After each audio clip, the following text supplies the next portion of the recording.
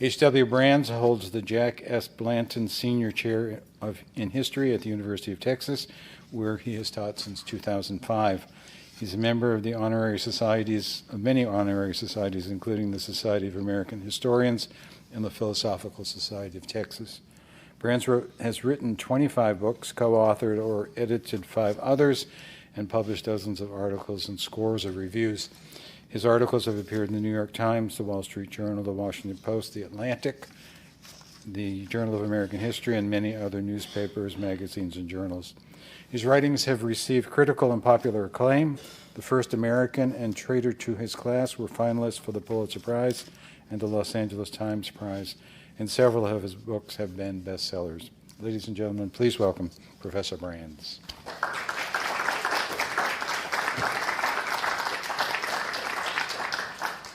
Thank you for that very kind introduction. Thank you all for coming. Every time I speak at the archives, I say the same thing at the beginning, but it's worth repeating, and that is that I and other historians could not do the work that we do without the work that the archivists do, the National Archives, but other archives around the country. And I often explain to my students and other people who are interested, I and other historians, we are basically prisoners of our sources. And if we don't have sources, if we don't have voices from the past, if we don't have eyewitness from the past, we can't tell the story. Other people will tell the story. That's the realm of novelists, and that's fine. But if you want to know, what it was like to be there, what it was like to experience that, whatever moment in history you're writing about, you have to have the sources. And the archivists are the ones who preserve this record for future generations. So thank you to the National Archives and to every other archive that I've worked with. And thank you once again for coming. I'm going to tell you a little bit about how I came to write a book on the history of the American West. And this is one that I have been preparing to write for longer than I'm preparing to write any other book. And this really goes way back to, I'm not kidding, my earliest memory. And in this early memory, all I have left of this memory is one visual image. And in this image, I know that I am about 2.5 years old because I was able to date it from other reasons, asking questions. But in this image, I am with my grandmother. And I remember, it stands out in my mind because my grandmother was a woman who favored very brightly colored scarves. And maybe in my toddler's eye, the bright purple scarf that she was wearing stuck out. And but I can still see it. And we are in a white painted cabin in a dark forest. Now I have to reconstruct the rest. We're in a dark forest and rain is dripping off the trees outside. So here, just juxtaposed, I can see the white painted walls and my grandmother's bright scarf, and outside everything is dark and drippy. Now, I didn't know it at the time, but I relatively quickly found out that this cabin was located in the Mount Hood National Forest, and quite literally it was a short stone's throw from one of the westernmost reaches of the Oregon Trail. And in fact, it was located, the cabin's still there, and it's still located about 1/4 mile slightly downhill, down Highway 26, which was the route of that part of the Oregon Trail, from a place called Tollgate Park.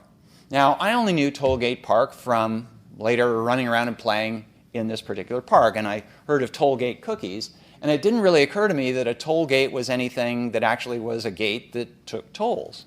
But this toll gate was, in fact, a gate on this toll road. This was a branch of the Oregon Trail that was built privately with his own funds at his own risk by a guy named Sam Barlow. And he built this road because the last stretch of the Oregon Trail was by far the most dangerous stretch. The Oregon Trail started at the Missouri River, in their very starting point, St. Joseph, Independence on the Missouri River, and it crossed the Great Plains and went into the Rocky Mountains through South Pass and across the desert in between the Rockies and the Cascade Mountains, and then crossed the Cascade Mountains, except when it got to the Cascades, it also came to the Columbia River. And the Columbia River was the easy way through the Cascade Mountains, because the Columbia River, over the eons of its existence, has been carving its way through the Cascade Mountains and created the Columbia Gorge. But the Columbia Gorge in those days didn't look, well, the gorge looks pretty much the same, but the river looks entirely different. The river, starting in the 1930s, has been dammed. And so the Columbia River is a series of lakes. But before the lakes, before the dams, it was a series of rapids and waterfalls. And the immigrants who came from the Midwest, who came from the American East, they had survived the plains, had survived the mountains, had survived the desert, and they found that the last 100 miles was the most treacherous because most of them would they'd take the wheels off their wagons and they would put the wagon beds on rafts, and the rafts would be floated down the river. But it was a dangerous river. The rapids were very high. There were waterfalls they had to go over, portage around. And it was surprising to me the number of people who drowned. In fact, drowning was the most likely cause of death on the Oregon Trail. And many of them drowned almost, well, if they were going down the river, within half a day of their destination. Anyway, so to get around, to avoid the Columbia Gorge and its rapids, Sam Barlow built his road. And the road goes around the south side of Mount Hood. And people would take the trail rather than go down the river. But he'd spent a lot of money on this. In order to make them pay for it, he put a toll gate. And he put it at this critical place on the trail. Because naturally, people would try to avoid the toll gate. They'd take the road, and then if they could figure out how to get around the gate, then they'd sneak back in on the other side. But he put it at the strategic location where the road passes between a steep mountain ridge and a river, the Zigzag River. And there's only about 100 feet between the two. And so there's no way to get by. You have to pay the toll. Anyway, so that's my memory. My grandmother did not buy that cabin. It turns out, as I learned later, she was there because she was looking for a summer cabin that she and her husband, my grandfather, would buy, where I and my siblings and my cousins would spend summers with our parents. So they would be able to gather their grandkids around. They didn't buy that house. They bought another house. And they bought another house that was much brighter. For my grandmother, having this cabin in the dark woods, and I can tell you that the woods of Western Oregon can be very dark. And so she wanted some place that was bright and open. She found a place, and I spent most of my summers from about 3 years old until 15 years old. And I and my siblings and my cousins, we would run around the forests of Western Oregon. And we would hike on a number of trails. And there were some trails that I liked, there were trails my siblings liked, but there was a trail that my grandmother liked more than any other. And it was a trail, it wasn't a particularly long trail. Now, I could do the arithmetic, and I could tell you how old my grandmother was at the time, but I was a kid, so she seemed ancient, as grandmothers always do to young children. Besides coming here to speak to you, I get to visit my grandkids who live in Bethesda. And I'm sure they think I'm just as ancient as can be. Anyway, so my grandmother liked a particular hike that went down a trail that wasn't your typical kind of rocky trail the hiking trail you see in the mountains. It looked as though it was an old dirt road that had been abandoned. Turned out it was an old dirt road that had been abandoned, and it turned out that it was part of the original Barlow Road. When the modern highway was built, they didn't use exactly the same route, but this was an old stretch of the original Barlow Road. And I thought my grandmother liked it partly because it was relatively flat and it was relatively short. But in fact, the thing that she liked most about it was that you'd walk about half a mile from the highway, and at the end of the road, the trail, it seemed to end. But it ended at a pile of rocks. And when I was just a little kid, a pile of rocks was a pile of rocks. There were rocks all over the place. But I remember that one time I was running down there and I started taking a rock off the pile. And she reprimanded me very sharply. And I thought, this is really odd. I mean, rocks are rocks, right? Well, if you're 8 years old, they might just be rocks. But in fact, maybe you've guessed what the rocks were. They were a cairn over a grave. And it was a grave, as various historians and, I guess, forensic scientists, maybe an archaeologist, figured out. It was a grave of a woman, because they were able to tell that the skeleton was of a woman, perhaps 19, 20, 21 years old, who had died, apparently of illness. She didn't die of injury. There was no obvious blunt force trauma or anything like that. But she died. And she was buried in a shallow grave. Now, when I'm 8 or 10 years old, this really doesn't mean much to me. But as I got older, I was trying to figure out, okay, why was she buried there? Why in a shallow grave covered with rocks rather than a nice deep grave? And does this, what does this mean that it's on the Oregon Trail? Okay, so that thought is kind of sticking in my mind. My grandmother remained sort of something of she was kind of an inspiration to me regarding history, but she was also a co-consumer of history. When I was 22 years old, I was just out of college, and I had taken a job as a traveling salesman. And I had a territory. I was selling cutlery, knives and scissors. And I had a territory that spanned from Portland, Oregon. I grew up in Portland and went as far east as Denver. And I would drive that distance, and I would visit hardware stores and pawn shops and small towns all along the way. But before I would go, now remember, so this was 1976. The year is important. First of all, it's before cable TV. So in small towns, you're lucky to get any television reception at all. And there's not a whole lot to amuse yourself if you're staying in Caldwell, Idaho. The stores close at 5 o'clock. So before I would go, I would pack, along with my cutlery samples, I would pack piles of books in the back of my car. And I would read.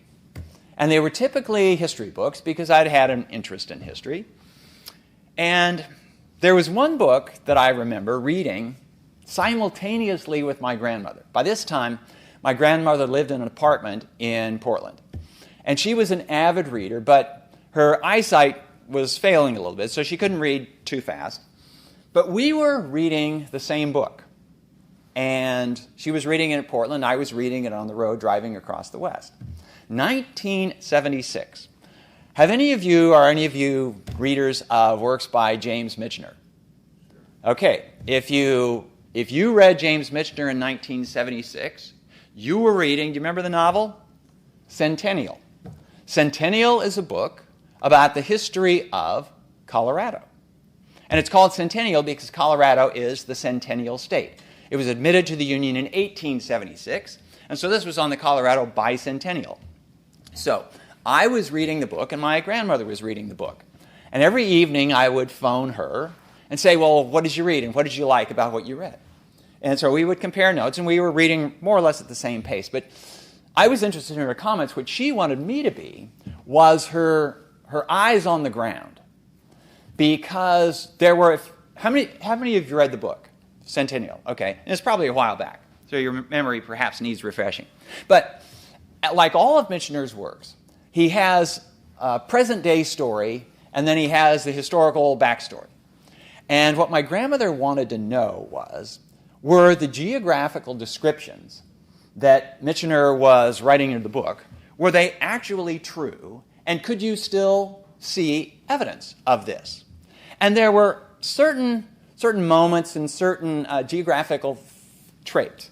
So there was one where there was an image that recurs in the book, and trappers see this, and Indians see this, and it seems to be an image of a beaver crawling up the ridge line of a mountain. And as Michener explained it, you could see this from the plains east of the Front Range. And so if you're looking into the mountains, if you know where to look, you'll see this beaver crawling up the ridge. And it was very appropriate because much of the story was about the fur trade and the trappers who go out and hunt beaver. So while I was driving along Interstate 25 north of Denver, I kept craning my neck and looking onto the mountains to see if I could see the beaver climbing up. Well, I'll confess to you, and I confess to my grandmother, I never quite saw the beaver, although I have to tell you that I was talking about this just about a month ago in Denver. And somebody came up afterward and said, you were just looking in the wrong spot. You know, there really is a beaver if you know where to look. So then there was another moment, there was another part of the story where there's mention of the chalk cliffs. Now, the present day part of the story included paleontologists who were digging up dinosaurs. And if you are a fan of Michener, and I haven't read all of them, I've read several of them, he likes to go really deep into history. If you read his book, Hawaii, then you'll know he starts the book with lava bubbling up off the bottom of the Pacific Ocean. And so the Hawaiian island chain is being created. And with the book on Colorado, he has dinosaurs roaming along. And they fall into the prehistoric seas, and the bones are preserved. And then they're dug up at this place called the Chalk Cliffs. And the chalk is limestone. And so I was had my eye out for, am I going to run across the Chalk Cliffs? And I can recall I was driving along. It was just at dusk, and it was on a highway, again, outside of Denver, in the direction of Fort Collins. And I saw this sign on the side of the road, and I could just barely make it out as I went past at highway speed. And it said Chalk Cliffs off to the right. So I slammed on the brakes, turned around, and followed this gravel road down. By the time I got there, it was really too dark to see much of anything. But I was able to report home to my grandmother that, yes, mission accomplished. I had found the Chalk Cliffs. There really are the Chalk Cliffs. So we kept talking about this. There was a character in the book that very much intrigued my grandmother. And it was a character that was modeled, as it turns out, on one of the individuals that I include in my book. But it was fictionalized.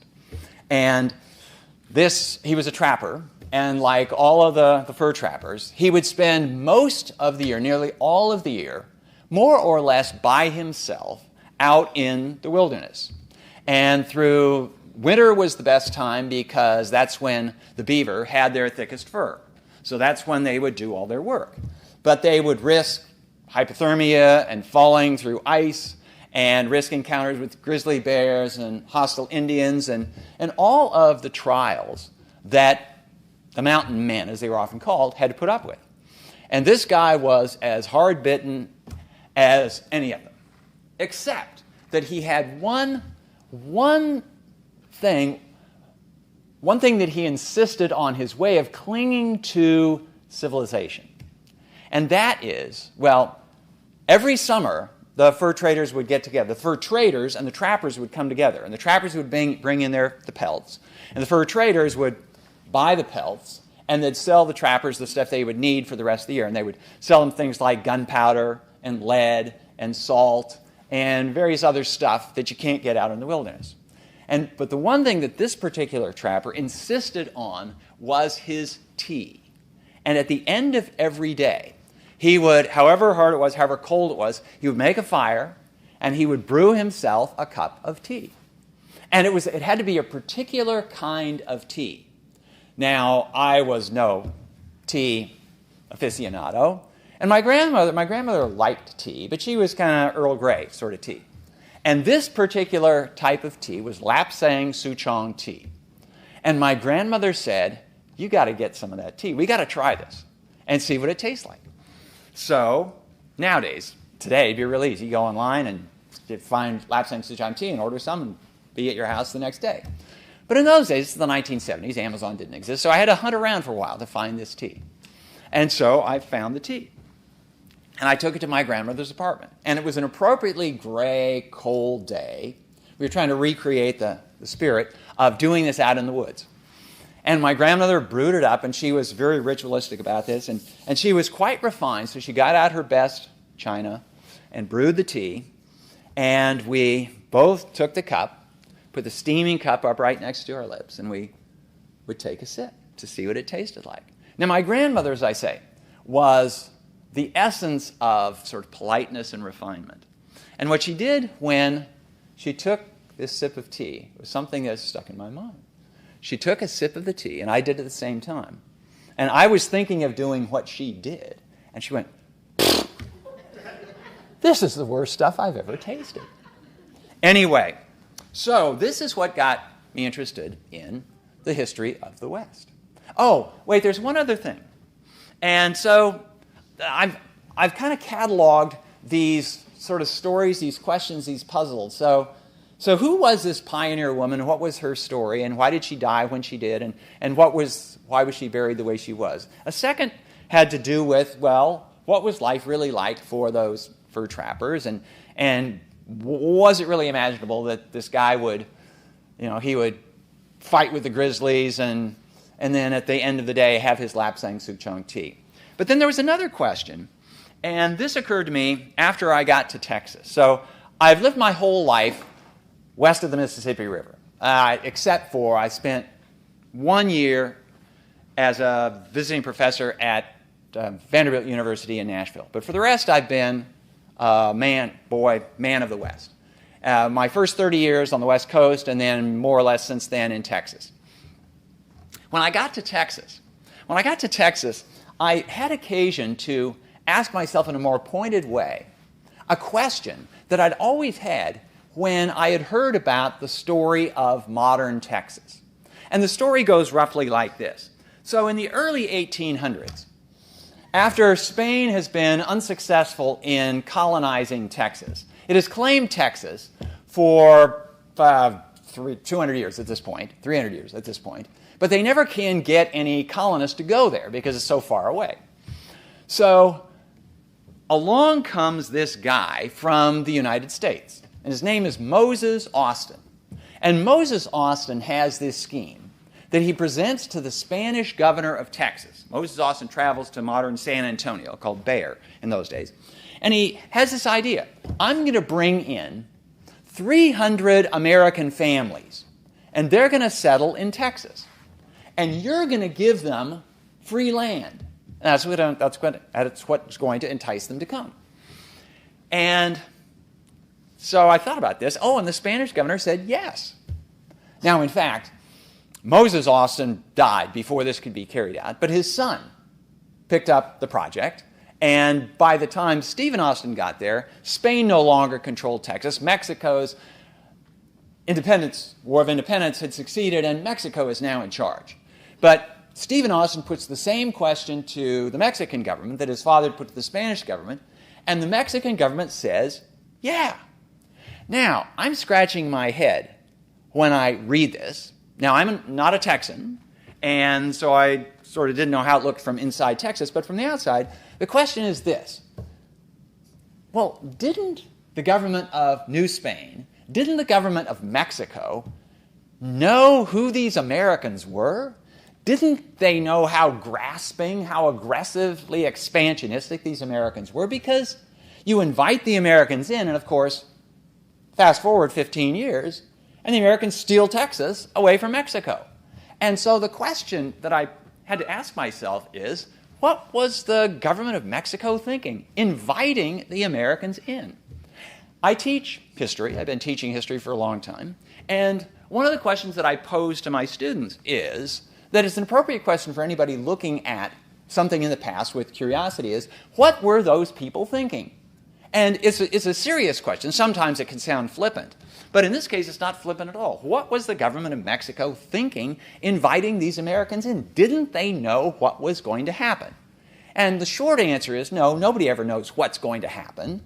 And as I like to say, we historians are no better at predicting the future than anybody else. I can't tell you who's going to win the election of 2020. But if you ask me in 2025, I will tell you why whatever result it was inevitable.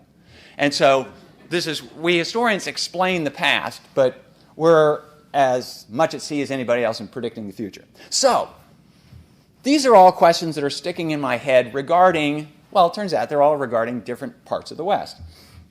So I decided to write a book on the West. Actually, I decided to write 3 books on the West, and I wrote 2 of them. One was a book on the Texas Revolution, so the founding of modern Texas, and it covers the period from the 1700s, goes back to the 1500s, the first Europeans to get to Texas, but it carries it up to the middle of the 19th century. And it deals with this issue of these Americans coming to Texas and then coming to Mexican Texas and stealing it away and then eventually making it part of the United States. I wrote a book on the California Gold Rush. And this is that moment in California history that makes, well, it's the birth of modern California. And I was going to write a third volume in what I imagined would be my Western trilogy. But before I did, I was approached by a publisher, actually an editor at Basic Books, who asked me if I would be interested in writing a history of the American West. And I thought, you know what, I think I'll do that because that'll allow me, I'll be able to tell the Oregon story. But in addition, I'll be able to put it all together in a way that the 3 volumes we're going to do it sort of separately, now I can add them up. And that was the genesis for this book, Dreams of El Dorado. And in writing the book, I can tell you that I figured out the answers to some of these questions that have been spinning around in my head for the years that I've described. I can tell you, in fact, I'll see if you can figure, you could figure this out. Maybe some of you will know. So, going backwards, what was the government of Mexico thinking in inviting Americans to colonize Texas? Did they not know that Americans were these aggressive expansionists, and by letting them get sort of one foot in the tent, sooner or later they're going to take the whole thing away? Now, it is often tempting to imagine that, well, they were just... It's very easy for anybody from our generation to look back, people who came before us, and if what they do doesn't make sense to us, imagine that they were ignorant or benighted in some way. And I have to caution my students against this all the time. The people who lived in the past were just as smart as you, and in fact, they knew a lot more about the past than you do. So if you can't figure out what they were thinking, it's probably your problem, not theirs. So do any of you like to know or hazard a guess as to what the government of Mexico was thinking? They did it with their eyes open. They understood exactly who they were dealing with. Okay, so, oh yes? I think they were trying to hold off the Spanish from coming back. Not a bad guess, but not exactly right. They were worried, the government of Mexico was worried that it was going to lose Texas to somebody else before they would lose it to the Americans. And the somebody else was the Comanche Indians. The Comanches invaded Texas from the region around New Mexico, from the Southern Rockies, in the 1700s. And the Mexican government, first the Spanish government, first the Apache Indians, who had been the scourge of Spanish Texas, they came into San Antonio one day waving the equivalent of a flag of truce, saying, you know, we've been fighting you for the last 100 years. Well, now we want to ally with you because there is this group of people behind us that is beating the daylights out of us, and we need all the help we can get. So when the Apaches came in and said they wanted to make peace with the Spanish because of this new bunch of people, the Comanches, then the Spanish knew something was up. The Spanish eventually lost control of Texas, and the Mexican government came in. And this is one where each party to the deal thought they'd got the better of the other. They thought they'd pulled a fast one on them. So the Americans thought that they had gotten a really good deal from the Mexican government, and they had. At a time when a farm of 160 acres was a nice-sized farm in the American East, the Spanish government, then the Mexican government, was giving away farms of 4,000 acres. But there was a condition. There was a bit of a catch. And the condition was that the Americans had to agree to fight on behalf of Mexico against Indians. And most of the Americans had never heard of the Comanche Indians. And in fact, it might even sound in retrospect as though, well, okay, it made sense at the time, but they got it wrong. In fact, though, the Comanches remained a threat to whoever purported to control Texas until long after the war between the United States and Mexico. In fact, Texans were fighting Comanches into the 1860s. And uniquely among the states that seceded from the Union in the early 1860s, a complaint of Texas was the federal government was not protecting Texas against the Comanche Indians, which were still a grave danger on the frontier. Okay, so I did figure out what the government of Mexico was thinking. It made sense. It turned out that Texas couldn't be saved for Mexico, but they did the best they could under the circumstances. So, backing up a little bit, the question of tea and the fur trapper. Well, this particular fur trapper was modeled on a guy named Joseph Meek. Joseph Meek was born in Virginia, and he probably would have grown up to be a Virginia farmer, but at the age of about 17 or 18, he decided he didn't want to be a farmer. He wanted his life to be more adventuresome. And so he did what generations of Americans had done already and would continue to do. He went west. And he went west and found himself at St. Louis during the annual recruitment drive of some of the fur companies. And the fur companies were looking for strong, hale, naive young men to go out and hunt beaver in the mountains. And they had to be naive because if they had known really what they were getting into, they would have been appalled and turned around and run the other way. But Joe Meek went off to do this. And the story of Joe Meek, as I say, now, so I said that we historians are prisoners of our sources. The reason that I can tell the story of Joe Meek is that Joe Meek told his own story. I will say this, that Joe Meek told his own story, he told stories. Is every word that Joseph Meek said literally true? It's true in spirit, I've concluded. But he's a storyteller. He's a good storyteller. And he tells his story. And so the story of the trapper and his tea, and Joe Meek, as far as I know, did not favor tea.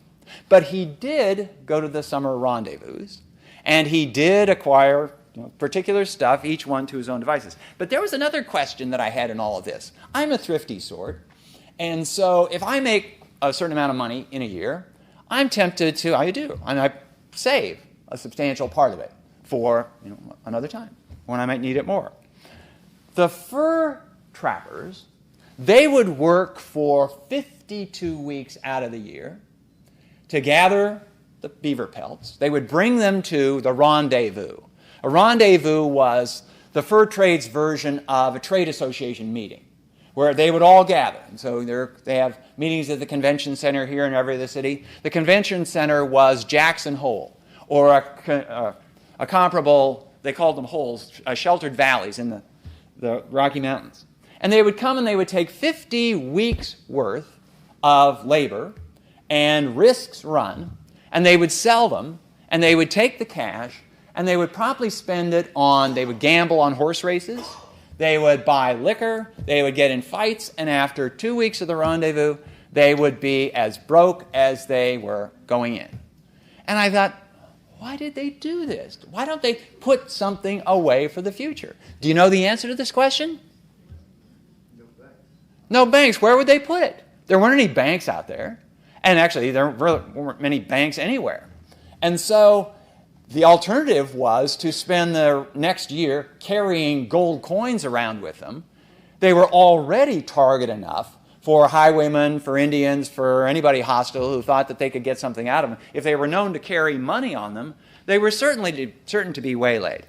But anyway, one of the things that I learned about this, one of the things that intrigued me was, well, I'll tell you this and I'll ask if you can come up with the answer to this. So, Joe Meek spent 10 years in the mountains, and he survived. Most people didn't survive 10 years in the mountains, but he did.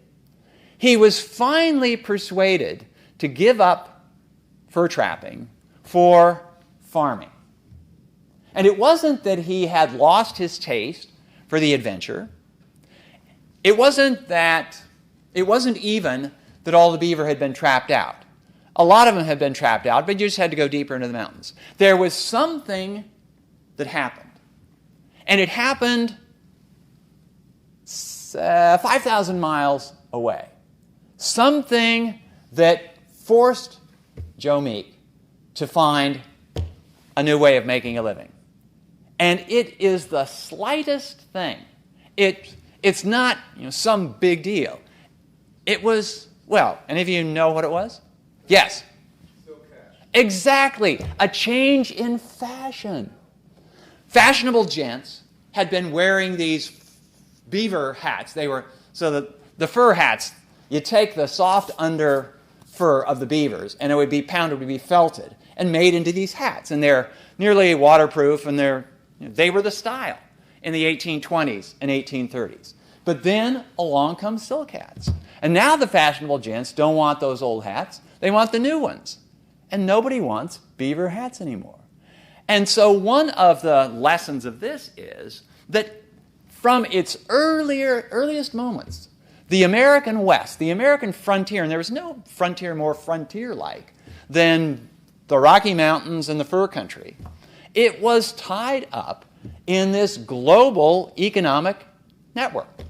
And simply a change in fashion tastes in London could mean the end of an industry. So there he was. He had to come down out of the mountains, and he moved to Oregon. And he liked to say in his old age that he was born in Washington County, Virginia, and he died in Washington County, Oregon. And I used to live in Washington County, Oregon. I've seen his grave, and there it is.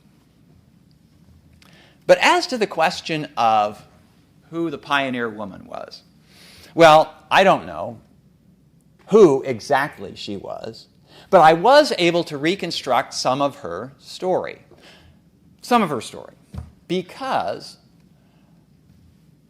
another woman, in fact, the first woman who made the trek from the American East to the Oregon country, kept a diary. As I say, we are prisoners of our sources. Her name was Narcissa Whitman, and she went out for a reason different than most of the people went out to the West. My book is called Dreams of El Dorado. And the dreams of El Dorado were the dreams of economic opportunity that existed in the West. And sometimes they were as, call it El Dorado-ish, as gold in the West. But sometimes they were dreams of land in Texas or farms in the Willamette Valley of Oregon.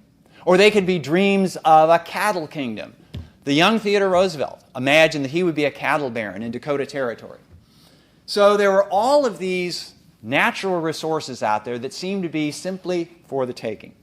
Narcissa Whitman went out for a different reason. She went out to save souls. She was a Methodist missionary. And she married her husband, Marcus Whitman. It was kind of an arranged marriage. The mission board said that they definitely would not send out single women, and they frowned on sending out single men. And so the two of them wanted to go out and be missionaries, and somebody mentioned, hey, she's looking for somebody to marry, and he's looking for somebody to marry, and they got together and they got married. And off they went, and she kept this journal. She kept a diary, and she told of the journey along the Oregon Trail. And I'm able to recreate, because she recorded for me what it was like. And the challenges, just the day-to-day stuff of getting up every day and walking or driving the cattle team, or when the road got rough, sometimes you would have to build a road before you could travel any further. This is what Sam Barlow did. He built his own road. And she also, being one of the first woman to travel from the East, she was able to record sort of what it was like for women. Now, the pioneer woman, she's called, in Oregon, she's called the Pioneer Woman. That's the Pioneer Woman's grave because nobody knows what her name is. But almost certainly, she encountered many of the same things. And this is the thing that, the more I thought about it, the more poignant it became, that she had made it past all the hard stuff. And it was only easy, gentle, downhill from where her grave was to the destination. She was almost within smell of the Willamette Valley when she died. So almost certainly she had contracted some sort of disease, although this was a bit unusual because the disease-ridden part of the journey was at the very beginning. people got cholera a lot crossing the Missouri River. Cholera was a new disease in the United States, starting in the 1830s. And in the 1840s, when the big immigration to Oregon began, it was particularly plagued these river towns that had been built for populations of 400, and now all of a sudden they have 30,000 people there. And the 30,000 people overwhelmed the sanitary and plumbing facilities, and people get these waterborne diseases. But this woman had managed, apparently, to avoid getting cholera, and she made it across the plains, she made it across the mountains. She was on the home stretch, and maybe she had been too worn out by the journey. It typically took 5 months, 6 months. Maybe she had actually been ill before, and some lingering effects still finally claimed her. It's quite likely she had children. And the reason, I can't tell you exactly the reason she died, but I can tell you the reason she was buried in such a shallow grave, and the grave wasn't marked. And that was, by this time, winter was approaching. And for those immigrants, and I can't tell you, well, I can tell you that it was after 1846, because the Barlow Road wasn't built till 1847, I believe, but it was after this. And the reason 1846 is important is that by this time, every immigrant to the West had heard the story of the Donner Party. The Donner Party, the infamous story of the immigrants to the West who get trapped in the snows of the Sierra Nevada. They were heading to California. But the lesson that you could get caught by the winter had been really etched into the brains of all of them. And so, although they were very close to the Willamette Valley, they had to hurry. They couldn't even take time to give her a decent burial, to dig the grave any deeper.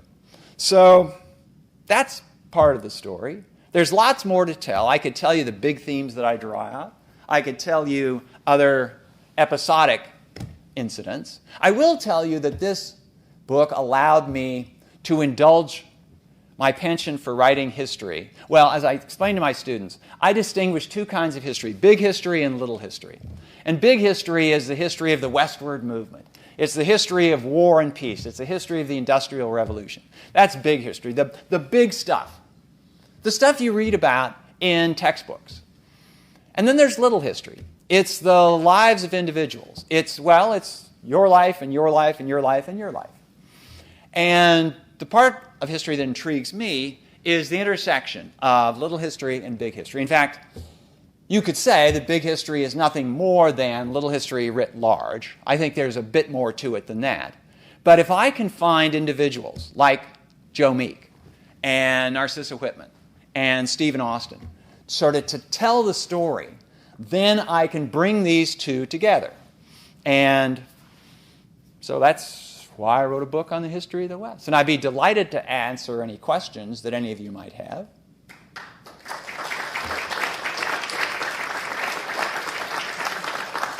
Yes, sir. And yes, please come to the microphone so it can be recorded on the tape. Hi. You're a great storyteller. Thank you. I'd like to know, tell us a little about the immigrants from Europe who sort of landed in the East and then got on a stagecoach or a train and went west and reinvented themselves. I'm talking about some of the more sort of unusual people that you might not think about, like Jews, for example, or other groups. Okay, so a very good question about the immigrants from Europe who come to the United States having heard about the opportunity in the West and the fact that they can get land for ridiculously small amounts of money compared to prices in Europe, and off they come. The first thing I have to say is that most immigrants from Europe who intended to go west never did.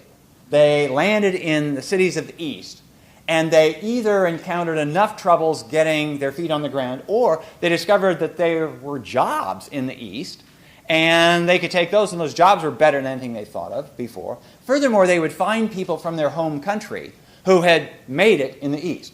So the dreams of El Dorado that I mentioned in the title are very often dreams by people who never actually go west. But of those who do go west, yes, there were people who went west for particular reasons. And of those who came from Europe, from England especially, in this case, to America, intending to go west. One of the largest and most coherent groups were Mormons. And so the Church of Jesus Christ of Latter-day Saints, when it decided to move its headquarters from the Mississippi Valley under decades of persecution, they decide to head west, and they go to Utah. And what they need are settlers. They need people. And so they send out missionaries, as the Mormons still do, and they organized and they paid for the passage of people from Europe to come to America and then to continue on to Utah. And in fact, one of the chapters in the book is all about the Mormon Trek, which is one of the great stories. It has large elements of tragedy in it, and it's a very human story.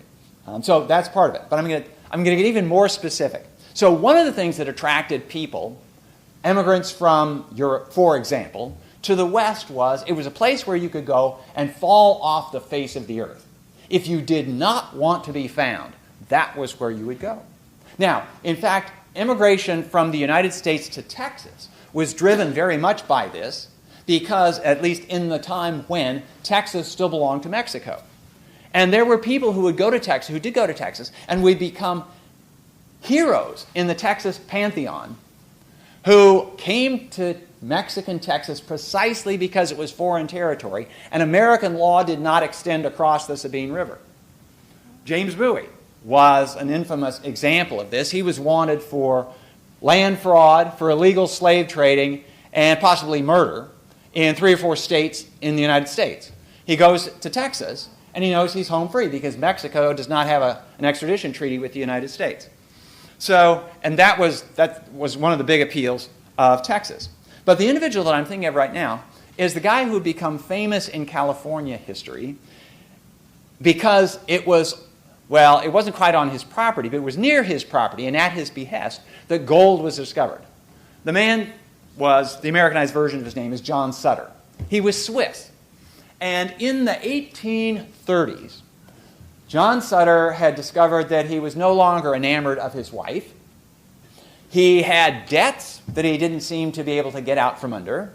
So he told his wife he was going to go to America and make some money and pay off his debts and come back. Well, he went to America and he never came back, never looked back. And he finally made his way to California. Now, one of the appeals of coming to America, especially in those days, is you could make up your own history. So he created this story that he had been a rather high-ranking officer in the Swiss Army. And so he presented himself as, well, he was sometimes called himself General Sutter, but he made up this military background.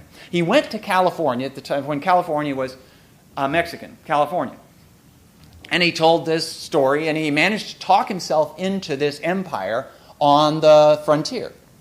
And so he was kind of at the extreme east edge in the Sacramento Valley of Spanish/Mexican settlement.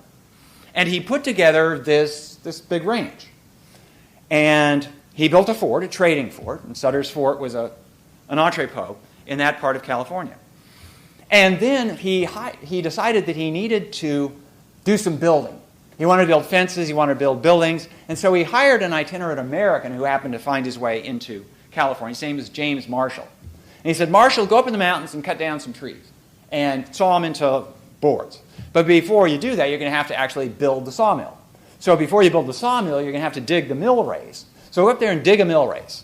And he did. And in fact, he hired as laborers a bunch of Mormons who couldn't make a living in Utah. They needed some cash, and so they had come to California. He hired a bunch of Mormons, and they're digging this mill race, and they discover gold. And so it takes a while. It takes a long while. So gold was discovered in January 1848. Now, I put this question to my students. So there is a National Football League franchise based in San Francisco. And it's well known. It's the San Francisco 48ers. Wait, that's not right. It's the 49ers. I asked him, why 49ers? Because it took that long for the news to get from California to Washington. and for the people to head out to California. So anyway, when the news finally makes it to the East, to American papers, and then from there to European papers, all splashed in the news accounts is that gold has been discovered on the property of, they exaggerate a little bit, of Sutter's Fort. And the newspapers finally make it back to Switzerland, and Sutter is outed. And his wife reads the paper. And she's struggling under the debt he has left behind. So she says to her son, "You go out there and get some of your dad's gold." And so it takes 3 or 4 months, or actually it takes 6 months for this to happen. And one day, knock, knock, knock on the door of John Sutter in California is his son. Even then, you couldn't get away with it. But actually, one of the points that I make out of this, when I made the point earlier that the fur trade was part of this global trade. An argument that I make, and I'll admit that it's arguable, but I'll just put it to you. I contend, I'll put for the sake of the argument, that the California Gold Rush was the first event in modern world history.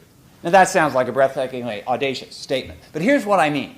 The first event to have almost instantaneous consequences around the world. Now, almost instantaneous. As soon as the news arrives, people headed off to California.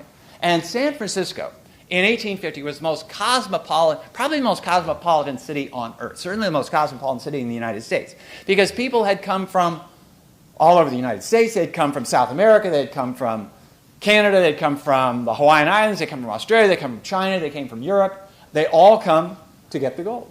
So California, the California Gold Rush is one of these events that demonstrates that as of the 1850s, we had this global economic network. In this case, I imagine that there are these sort of golden threads that reach out.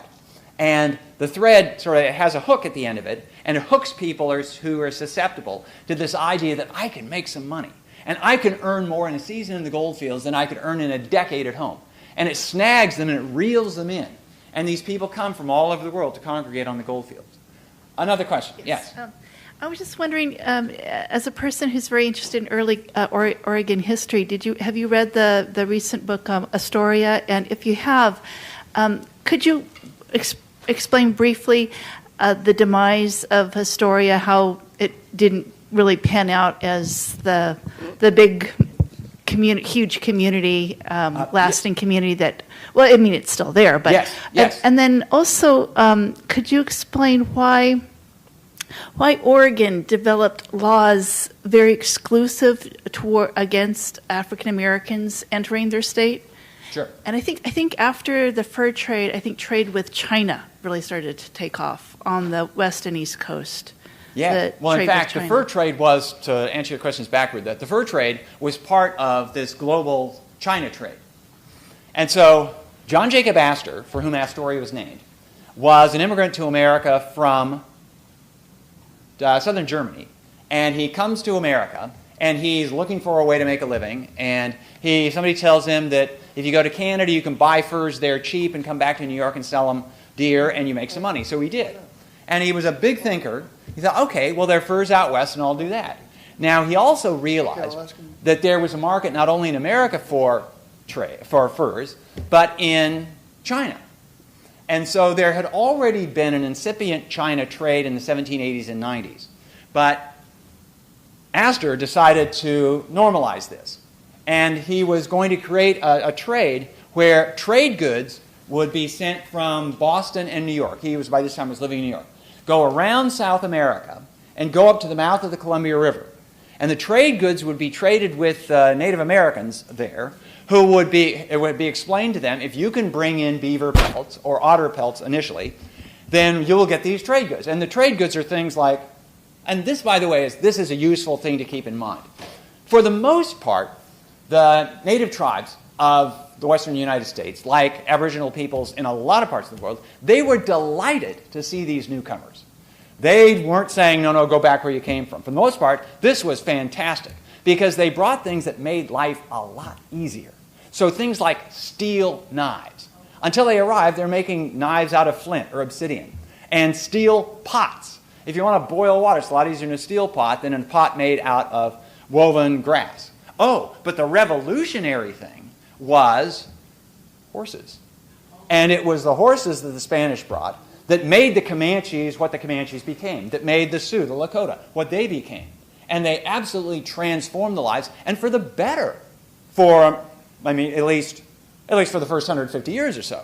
Anyway, so Astor has this idea that it's going to go around South America, trade manufactured goods from the U.S.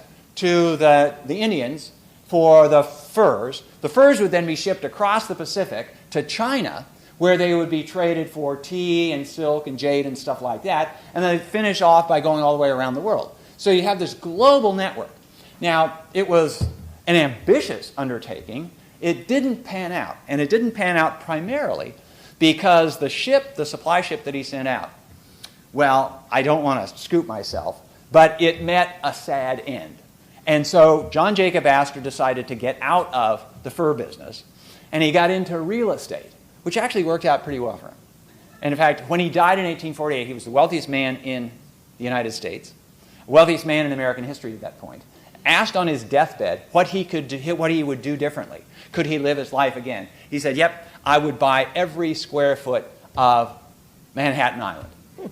And so, I'm sure I left out other parts of your question, but do we have time for? We're actually out of time. Okay. Well, thank you very much. You've been a wonderful audience, and I'd be delighted to sign books if you care to buy them.